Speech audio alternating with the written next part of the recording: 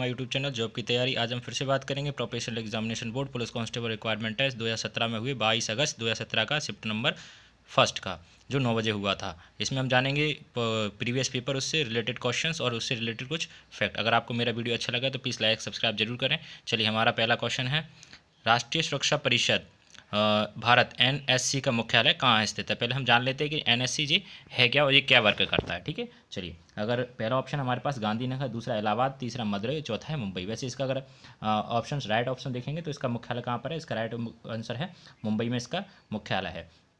और एनएससी क्या है, एक राष्ट्रीय सुरक्षा परिषद जो कि इंडस्ट्रियल सिक्योरिटी प्रोवाइड कराती है। इंडस्ट्रियल सिक्योरिटीज़ में देखती है कि जो वहाँ पे एम्प्लॉयज़ हैं वो कैसे वर्क कर रहे हैं, उस वहाँ पे सेफ्टी पर्पज़ के लिए क्या क्या इक्विपमेंट यूज़ किए गए हैं, जो एडवांस टेक्नोलॉजी आ रही है रोबोटिक्स वगैरह, उसमें वो कैसे यूज़ करते हैं और अपने एम्प्लॉयज़ को किसी तरीके से सेफ्टी करते हैं। इसलिए इसकी स्थापना की गई थी। कब स्थापना हुई थी इसकी? हुई थी 4 मार्च 1996 को इसकी स्थापना की गई थी। और ये इसकी स्थापना ये किसके अंडर आता है, ये श्रम एवं रोजगार मंत्रालय भारत सरकार का, उसके अंडर आके वर्क करता है। और अगर कम से कभी कभी ये भी पूछ लेता है, बताइए नेशनल सेफ्टी डे कब मनाया जाता है, तो नेशनल सेफ्टी डे इसकी स्थापना हुई थी 4 मार्च को, इसलिए 4 मार्च को नेशनल सेफ्टी डे मनाया जाता है। ठीक है, अगर इसका हमें मुख्यालय पूछा गया था तो मुख्यालय इसका कहाँ है, मुंबई। चलिए नेक्स्ट क्वेश्चन देखते हैं। हमारा नेक्स्ट क्वेश्चन, राष्ट्रीय हिंदी दिवस कब मनाया गया था। तो हमारा पहला ऑप्शन है 4 सितंबर, 24 सितंबर, 14 सितंबर और 16 सितंबर। तो इस हमारा राइट आंसर आपको सभी को पता होगा 14 सितंबर 1949। 14 सितंबर 1949 को सर्वसम्मति भारत की संसद द्वारा हिंदी को राज्य की भाषा, राष्ट्रीय भाषा नहीं बनाया गया था, इसको राज्य भाषा बनाया गया था इसको, क्योंकि भारत में बहुत सारे ऐसे क्षेत्र हैं जहाँ पे हिंदी भाषा बोली जाती है, परंतु भारत एक अहिष्णुड़ राज्य है, मतलब देश है, यहाँ पे तरह तरह की संस्कृति बोली जाती है, तो किसी एक को रखना एक नहीं माना गया था, इसलिए क्या किया गया था, हिंदी को राज्य भाषा माना गया था 1949 में। इसलिए 14 सितंबर को हम हिंदी दिवस के रूप में भी मनाते हैं। ठीक है फ्रेंड, चलिए नेक्स्ट क्वेश्चन देख लेते हैं। नेक्स्ट क्वेश्चन क्या हमारे पास, हमारा नेक्स्ट क्वेश्चन है, निम्न में से किस नदी का उद्गम स्थल भारतीय भूभाग में नहीं है। हमारा पहला ऑप्शन है चेनाब, रावी, महानदी, ब्रह्मपुत्र। चलिए हम देख लेते हैं कि कौन सारी नदियों के बारे में एक बार जान लेते हैं कि कौन सी नदी कहाँ से निकलती है। चेनाब निकलती है हिमाचल प्रदेश के।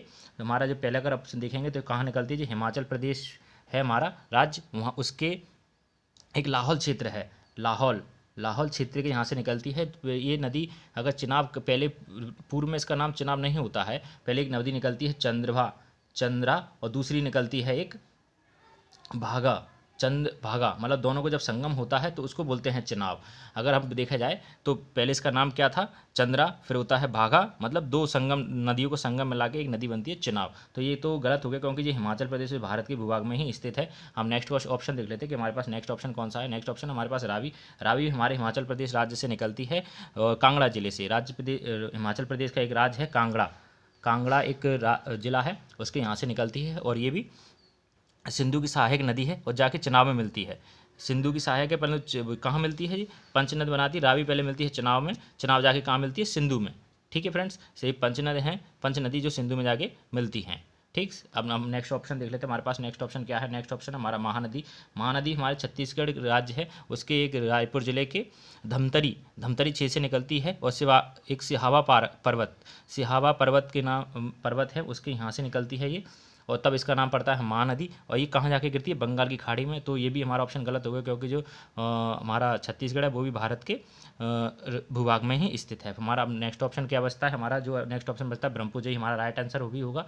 और ब्रह्मपुत्र को हम देखें तो ब्रह्मपुत्र एक तिब्बत से निकलती है, तिब्बत क्षेत्रीय मानसरोवर झील से। सभी आपको पता भी होगा कि तिब्बत कहाँ से निकलती है, तिब्बत में से मानसरोवर झील है, वहाँ से ब्रह्मपुत्र निकलती है। तो हमारा ये ऑप्शन इसका क्या होगा, जो और तिब्बत भारत का भू क्षेत्र में नहीं आता है, इसलिए हमारा राइट आंसर हो जाएगा क्या, ब्रह्मपुत्र, जो भारत के भूभाग में से नहीं निकलती है। चलिए नेक्स्ट क्वेश्चन हम देखते हैं। नेक्स्ट क्वेश्चन क्या है हमारे पास, हमारा नेक्स्ट क्वेश्चन है मध्य प्रदेश स्थित निम्नलिखित में से किस भवन में ने वास्तुकला आर्किटेक्चर के लिए प्रदत्त आगा खां पुरस्कार जीता था। तो हम ऑप्शन देख लेते हैं। हमारे पास ऑप्शन क्या क्या है, शौर्य स्मारक, वल्लभ भवन, ताजुल मस्जिद, विधान भवन। ये जो चारों चीज़ें हैं ये कहाँ हैं, ये चारों चीज़ें हमारे भोपाल में ही स्थित हैं। जो हम एक बार इन पर नज़र डाल लेते हैं। शौर्य स्मारक अरेरा हिल्स पे है। शौर्य स्मारक शहीदों के स्मारक के रूप से भी जाना जाता है, और इसके आर्किटेक्ट कौन थे, सोना जैन, इन्होंने इसको डिज़ाइन किया था। ये भारत के में जो हमारे सैनिक हैं उनकी शहीदी मतलब उनके शौर्य को, उनके शहीदी को एक सम्मान देने के लिए एक स्मारक का निर्माण कराया गया था 2016 में। इसका निर्माण कब हुआ था और 14 अक्टूबर 2016 में इसका अनावरण किया गया था। जो हमारे प्रधानमंत्री जी थे नरेंद्र मोदी द्वारा इसका अनावरण किया गया था 14 अक्टूबर 2016 को। वल्लभ भवन ये भी हमारे भोपाल में है, ताजुल मस्जिद भी है और विधान भवन। तुम्हारा अगर राइट आंसर है उसमें क्या हो जाएगा, विधानसभा भवन। और इसको जो आर्किटेक्चर थे वो कौन थे, हमने काफ़ी नाम सुना होगा आपने, चार्ल्स कोरियन हमारे इसके वास्तुकार थे, मतलब कि आर्किटेक्चर थे, उनको इस अवार्ड से नवाजा गया था। ठीक है फ्रेंड्स, चलिए नेक्स्ट क्वेश्चन देख लेते हैं। नेक्स्ट क्वेश्चन क्या है हमारे पास। नेक्स्ट क्वेश्चन हमारा विश्व में बैंकों शाखाओं की सर्वाधिक संख्या किस देश में है।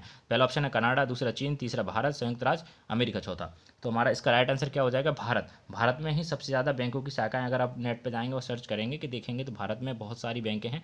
हमारी जो 19 राष्ट्रीय बैंकें हैं उनके अलावा भी और बहुत सारी बैंकें हैं, उनकी शाखाएं आप काउंट करेंगे तो आपको पता चल जाएगा कि उन देशों के कंपेरिजन में हमारे भारत में बैंकों की बहुत सारी शाखाएँ स्थित हैं। ठीक है फ्रेंड्स, इसका राइट आंसर क्या हो जाएगा, भारत में सबसे ज़्यादा बैंकों की शाखाएं हैं। चलिए नेक्स्ट क्वेश्चन देखते हैं। हमारा नेक्स्ट क्वेश्चन है भारत में सबसे लंबा समुद्र तट कौन सा है। तो हमारा पहला है जुहू बीच जो मुंबई में है, दांडी समुद्र मार्ग गुजरात के पास है, पुरी समुद्र जो उड़ीसा के पास है, और मरीना बीच जो चेन्नई के पास है। ठीक है फ्रेंड, इसका राइट आंसर क्या हो, मरीना बीच। मरीना समुद्र तट एक चेन्नई के पास है, चेन्नई मतलब चेन्नई तमिलनाडु के पास है, और ये करीबन 13 किलोमीटर लंबा है। 13 किलोमीटर लंबा एक बीच है जो सबसे बड़ा है। और इसके बारे में एक और है, एक फैक्ट है कि ये वर्ल्ड में भी सेकंड ऑफ हाईएस्ट बीच में आता है, मतलब बाय लेंथ में वर्ल्ड में सेकंड नंबर पे है और भारत में पहले नंबर पे है। ठीक है फ्रेंड्स, चलो इसका राइट आंसर क्या है, मरीना बीच समुद्र तट भारत में सबसे लंबी समुद्री तट सीमा रखता है। ठीक है फ्रेंड, चलिए नेक्स्ट क्वेश्चन देखते हैं। हमारा नेक्स्ट क्वेश्चन है 2017 में किस भारतीय क्रिकेटर को पद्मश्री अवार्ड मिला था। तो पहले हमारा ऑप्शन देख लेते हैं, रविंद्र जडेजा, MS धोनी, विराट कोहली, हार्दिक पांड्या। तो इसका राइट आंसर क्या हो जाएगा, विराट कोहली को 2017 में पद्मश्री अवार्ड दिया गया था। इनके अलावा इनको और भी अवार्ड मिल चुके हैं, कभी हमसे पूछा जाता है तो हम इसको बता सकते हैं कि अर्जुन अवार्ड, इनको अर्जुन अवार्ड ही हैं। अर्जुन अवार्ड इनको कब मिला था, इनको मिला था 2013 में। 2013 में इनको अर्जुन अवार्ड मिला था। फिर मिला इनको राजीव गांधी खेल रत्न पुरस्कार 2018 में भी मिल चुका है, और पद्मश्री इनको 17 मतलब इनके 3 बार पुरस्कार हो चुके हैं। अभी रिसेंटली अगर आपने क्रिकेट देखते होंगे या उनके अवार्ड के बारे में जानकारी होगी तो उनको विजडन दशकीय सबसे बेस्ट प्लेयर ऑफ द दशक का सबसे बेस्ट प्लेयर भी मिल चुका है। अभी अवार्ड ICC द्वारा इनको दिया गया था 2020 में। अगर आपसे पूछता है विजडन दशक सेंचुरी ऑफ द ईयर के नाम से भी जानते पूछिएगा तो आप बता सकते हैं कि विराट कोहली को मिला हुआ है। और करीब 2 या 3 बार ये ICC cricketer ODI cricketer of the year भी रह चुके हैं। इनके अलावा राजीव गांधी खेल रत्न पुरस्कार है और पद्मश्री, ये दोनों भी MS धोनी को भी मिल चुके हैं। MS धोनी जो भारतीय क्रिकेट टीम के कप्तान रह चुके हैं, पूर्व कप्तान हैं अभी, तो उनको कब मिला था, 2009 में मिला था। और उनके बारे में कुछ पूछा जाता है कि भाई बताइए कि राजीव गांधी खेल रत्न पुरस्कार एवं पद्मश्री इनको कब मिला था, तो इनको मिला था 2009 में। ठीक है, चलिए फ्रेंड नेक्स्ट क्वेश्चन देखते हैं हम। नेक्स्ट क्वेश्चन क्या है हमारे पास। हमारा जो नेक्स्ट क्वेश्चन है वो इंदौर के पास एक औद्योगिक शहर है, मोटर वाहन उद्योग के भारी संकेंद्रण के कारण भारत का डेट्रॉइट के नाम से जाना जाता है।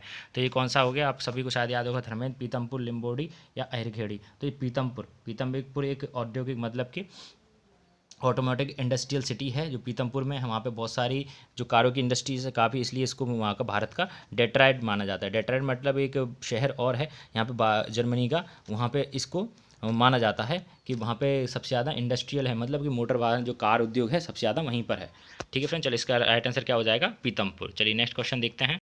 चलिए हमारा नेक्स्ट क्वेश्चन है विंग्स ऑफ फायर किसकी आत्मकथा है। पहला ऑप्शन हमारे नटवर सिंह के, LK आडवाणी, सचिन तेंदुलकर, APJ अब्दुल कलाम। ये काफ़ी फेमस बुक है, अगर आपको याद होगा तो ये APJ अब्दुल कलाम जो भारत के पूर्व राष्ट्रपति रह चुके हैं।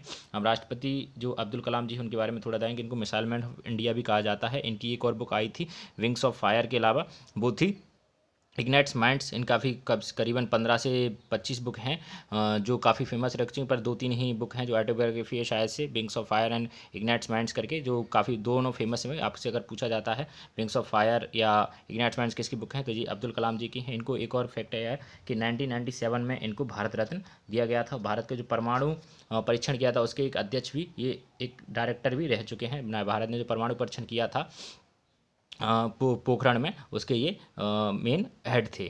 ठीक है फ्रेंड्स, और अगर हम और ऑप्शन के हिसाब से देख जाएंगे कि और ऑप्शन हमसे क्या क्या पूछे गए तो उनके भी देख लेते हैं कौन सी बुक किसकी है। तो LK आडवाणी जी की अगर हम बुक देखते हैं, काफ़ी फेमस बुक है माय कंट्री माय लाइफ। इनकी LK आडवाणी जी की एक बुक है माय कंट्री माय लाइफ, वो काफ़ी फेमस है। सचिन तेंदुलकर की देखेंगे, सचिन तेंदुलकर की भी एक है प्ले इट माय वे करके एक बुक है, और एक है चूज़ योर वे ड्रीम्स। चलिए उनकी दो, सचिन तेंदुलकर की दो बुकें हैं जो काफ़ी फेमस हैं। कौन कौन सी हैं? प्ले इट माई वे और चूज़ योर वे ड्रीम। और एल के आडवाणी की कौन सी बुक हो गई? एल के आडवाणी की बुक हो गई माई कंट्री माई लाइफ। ठीक है फ्रेंड्स, चलिए नेक्स्ट क्वेश्चन देखते हैं। नेक्स्ट क्वेश्चन क्या है हमारे पास? हमारे पास नेक्स्ट क्वेश्चन है, बैजनाथ मिश्रा बैजू बावरा एक संगीतकार थे, किसके थे? टप्पा, ख्याल, ध्रुपद या गजल? तो इसको अगर राइट आंसर होगा इसका क्या हो जाएगा? ध्रुपद गायक। ये ध्रुपद गायक थे। कौन, किनका पूरा नाम क्या था? बैजनाथ मिश्रा, जिनको हम बैजू बावरा के नाम से भी जाना जाता था। कभी कभी हमसे पूछ लिया जाता है कि बैजू बावरा जो हैं वो किस क्षेत्र से हैं, तो आप अगर ये पूछा जाता है तो आप बता देंगे ये संगीतकार क्षेत्र से ताल्लुक़ रखते थे। और ये मेन किसके हैं? ध्रुपद गायक में गायक थे। ठीक है फ्रेंड, चलिए नेक्स्ट क्वेश्चन देखते हैं। हमारा नेक्स्ट क्वेश्चन है, भारत के किस प्रदेश में केन वन्यजीव अभ्यारण्य KWS स्थित है? तो हमारा ऑप्शन है हिमाचल प्रदेश, गोवा, अरुणाचल प्रदेश या राजस्थान। तो हमारा इसका राइट आंसर क्या हो जाएगा? अरुणाचल प्रदेश में ये स्थित है। और ये मेन एलिफेंट और स्मॉल कैट्स के लिए फेमस है। स्मॉल कैट्स के लिए फेमस है। और सबसे अगर मेन मुद्दे में देखें कि यहाँ पे क्या है, एक वाइल्ड लाइफ सेंचुरी के साथ साथ इसमें क्या है, 70 प्रकार के जो बर्ड्स हैं, 70 टाइप्स ऑफ बर्ड्स हैं। एक बायोडाइवर्सिटी क्षेत्र में, मतलब कि 70 टाइप ऑफ बर्ड की स्पेसीज यहाँ पर पाई जाती हैं। इसलिए काफ़ी जाना माना ये एक वाइल्ड लाइफ अभ्यारण्य है, क्योंकि यहाँ पे एक एलिफेंट्स के लिए फेमस है और दूसरा स्मॉल कैट्स के लिए। और 70 to 80 टाइप से बर्ड स्पेसीज हैं यहाँ पे जो पाई जाती हैं। इनको देखने के लिए काफ़ी लोग भी जाते हैं। ठीक है फ्रेंड्स, ये कहाँ पर स्थित है हमारा? ये इसका राइट आंसर क्या हो जाएगा? अरुणाचल प्रदेश में ये स्थित है। ठीक है, चलिए नेक्स्ट क्वेश्चन देखते हैं हम।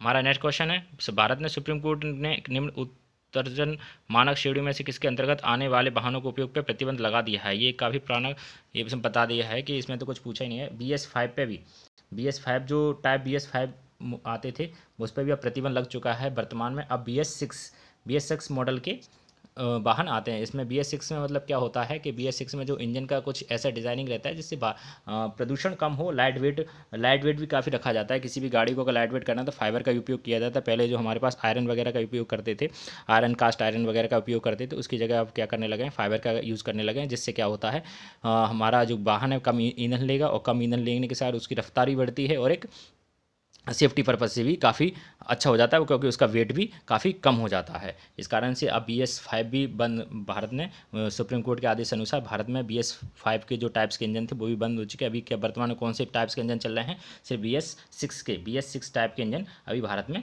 काम कर रहे हैं। ये अभी रिसेंटली 2020 में ही बंद किए गए थे। ठीक है फ्रेंड, चलिए नेक्स्ट क्वेश्चन देख लेते हैं। हमारा नेक्स्ट क्वेश्चन है, जिसने लंदन में इंडियन होम रूल सोसाइटी की स्थापना की थी। तो होम रूल की स्थापना किसने की थी? तो इसके नाम, किनका नाम है? रामकृष्ण वर्मा, श्याम जी कृष्ण वर्मा जी। इन्होंने लंदन में इंडियन होम रूल सोसाइटी की स्थापना। भारत में अगर हमसे पूछ लेते भारत में किसने की थी, तो उसमें भी हमारे पास आ जाता है क्या? एनी बेसेंट जी। जो एनी बेसेंट है उन्होंने, और गोपाल कृष्ण गोखले और लाला लाजपत राय, इसमें से नहीं है, बाल गंगाधर तिलक और एनी बेसेंट ने यहाँ पर इंडियन होम रूल की स्थापना की थी भारत में। अगर लंदन की बात पूछता है तो लंदन में कौन गए? श्याम जी कृष्ण वर्मा जी ने वहाँ पर लंदन में होम रूल की स्थापना की थी। भारत में पूछ रहे तो एनी बेसेंट जी आएगा और बाल गंगाधर तिलक जी आएंगे। ठीक है, चलिए नेक्स्ट क्वेश्चन देख लेते हैं। हमारा नेक्स्ट क्वेश्चन प्रस्ताव, गुलामगिरी के लेखक कौन है? तो इसके ऑप्शन हमारे पास BR अम्बेडकर, महाश्वेता देवी, ज्योतिबा फूले, काशीराम जी। ज्योतिबा, इसमें राइट आंसर क्या हो जाएगा हमारा? ज्योतिबा फूले जी हैं। उन्होंने गुलामगिरी एक पुस्तक लिखी थी। इसमें जो शूद्र हैं, शूद्रों के रहन सहन और उनके बारे में कुछ जानकारी दी गई थी कि उनको कैसी स्थिति में जीना पड़ता है, उनको साहूकार हैं वो कैसे परेशान करते हैं, इस चीज़ के बारे में उन्होंने जानकारी दी थी। तो इसका राइट आंसर क्या हो जाएगा? पुस्तक गुलामगिरी के लेखक कौन है? तो इसका राइट आंसर होगा ज्योतिबा फूले जी। ठीक है, चलिए नेक्स्ट क्वेश्चन देखते हैं। हमारा नेक्स्ट क्वेश्चन, 17 में पैदा हुए उस लेखक का नाम बताएं जिन्होंने मिस्टर इंडिया जैसी फिल्म लिखी थी। तो इसका किसने लिखी थी? ये लिखी थी शरत सक्सेना जी थे। जो मिस्टर इंडिया आप काफ़ी फेमस फिल्म है, अनिल कपूर और श्रीदेवी जी की को, इसमें जो लेखक थे काफ़ी फेमस लेखक हैं और काफ़ी हिट पिक्चर भी रही थी। और उसके लेखक कौन है? शरत सक्सेना जी हैं, जिन्होंने फिल्म की राइटिंग का काम किया था। चलिए फ्रेंड्स नेक्स्ट क्वेश्चन देख लेते हैं। हमारा नेक्स्ट क्वेश्चन है, मध्य प्रदेश जीवाश्म पार्क कहाँ पर स्थित है? तो इसका ऑप्शन हमारे पास कटनी, सिवली, रतलाम, सतना। तो इसका सही आंसर क्या हो जाएगा? कटनी। कटनी में हमारा जो फॉसिल्स पार्क है वो स्थित है। फॉसिल्स पार्क में हमारा जो अवशेष जीवाश्म है वो इसके पौधों के जीवाश्म में प्राप्त हुए हैं मतलब कि। और अगर अभी वर्तमान में देखें तो 20 नए प्रकार के कुछ पौधे हैं जिनके जीवाश्म हैं यहाँ पे प्राप्त हुए हैं। तो हमारा इसका राइट आंसर क्या हो जाएगा? जीवाश्म पार्क कहाँ है? कटनी। और ये मध्य प्रदेश का सबसे छोटा पार्क भी है। ठीक है, चलिए नेक्स्ट क्वेश्चन देखते हैं। हमारा नेक्स्ट क्वेश्चन, भारतीय सेवक समाज की स्थापना इनके द्वारा की गई थी। तो किनके द्वारा की गई थी सेवक समाज की स्थापना? सर्वेंट्स ऑफ इंडिया सोसाइटी की स्थापना गोपाल कृष्ण गोखले जी द्वारा सर्वेंट ऑफ इंडिया की स्थापना की गई थी। इसका मेन उद्देश्य क्या था वो देख लेते हैं। इसमें इनका मेन उद्देश्य यही था कि भारत में जो भी नागरिक हैं उनको एक गुलामीगिरी से या किसी से बाहर निकाला, उनकी सेवा करना, इस सेवक समाज के एक मेन मोटो था। और इसकी स्थापना अगर हमसे पूछ ले किसका इसकी गई थी, तो इनकी स्थापना की गई थी 1905 में गोपाल कृष्ण गोखले जी द्वारा भारतीय सेवक समाज की स्थापना की गई थी। ठीक है फ्रेंड, चलिए नेक्स्ट क्वेश्चन देख लेते हैं। चलिए फ्रेंड, यहाँ पे हमारे सारे क्वेश्चन खत्म हो गए हैं। जो जीके के क्वेश्चन आज हमने देखे और इससे जाने रिलेटेड कुछ फैक्ट्स को एनालिसिस किया, उससे रिलेटेड कुछ फैक्ट भी देखे। अगर आपको मेरी वीडियो में कुछ कमी लगती है जिससे कुछ सुधार हो सकता है तो प्लीज़ मुझे ज़रूर बताएं। और अगर मेरा वीडियो आपको अच्छा लगता है तो प्लीज़ लाइक सब्सक्राइब जरूर करें। जब तक के लिए जय हिंद, जय भारत।